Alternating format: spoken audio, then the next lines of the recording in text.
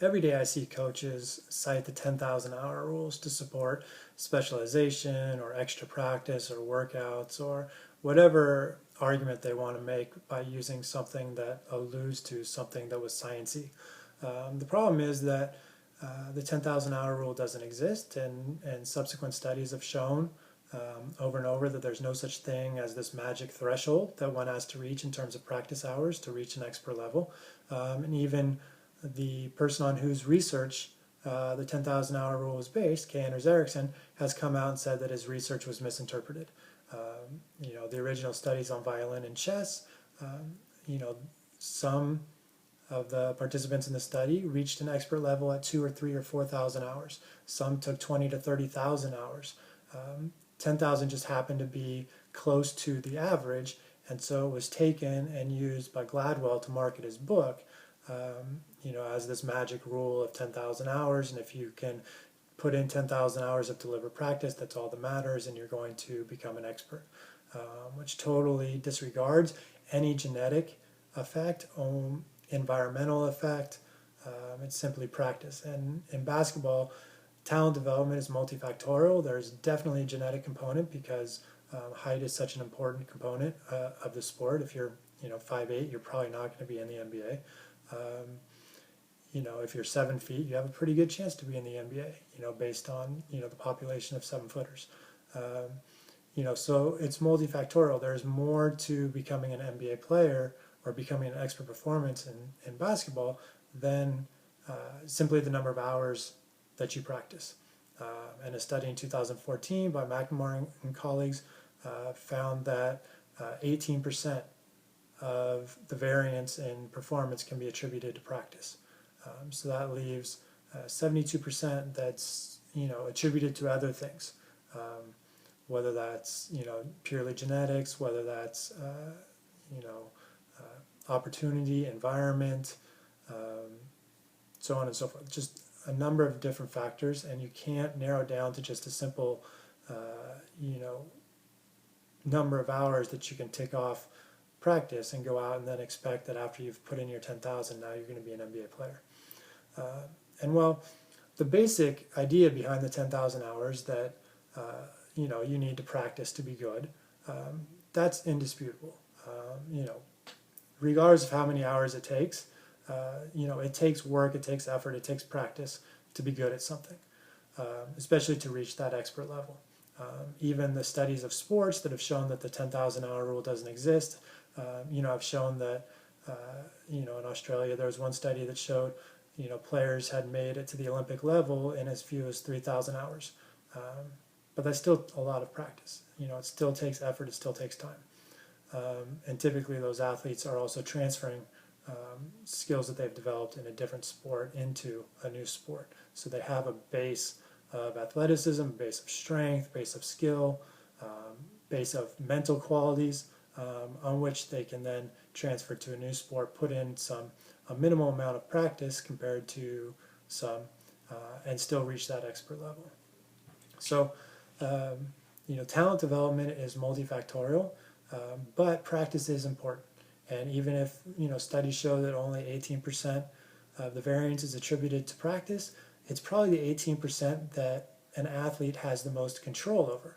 And so to not encourage practice, I think would be, the wrong message to take away. The problem, I think, is when we're beholden to this 10,000 hours and parents and coaches encourage specialization at a really young age because of this mythic 10,000 hour rules. That's when I think the rule becomes a problem and has negative consequences and negative outcomes. Because we've seen that in study after study, athletes who specialize in one sport at a young age tend to drop out, have emotional burnout, and have more chronic or overuse injuries as they get in towards their teens. So by putting them in more specialized and more specific training at young ages, ultimately has negative outcomes as they get older. And this was motivated to a large degree by the popularity of the 10,000 hour rules.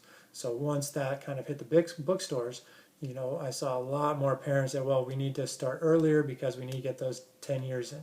You know, if we start at 8, you know, our child can get their 10 years or 10,000 hours, you know, by 18 years old. So they're matriculating to college, you know, at their, you know, already expert level.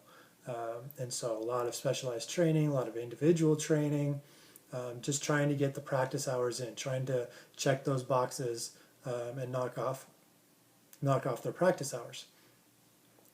And that ultimately had a lot of negative outcomes and negative consequences because of the injuries and the burnout and so on.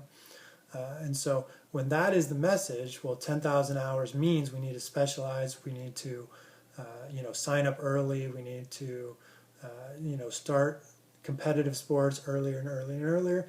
To me, that's a negative message. It's one, it's untrue, it's not supported by research, and 3, it has negative outcomes. Instead, you know, in general, practice is important, but you can accumulate that practice over a number of years.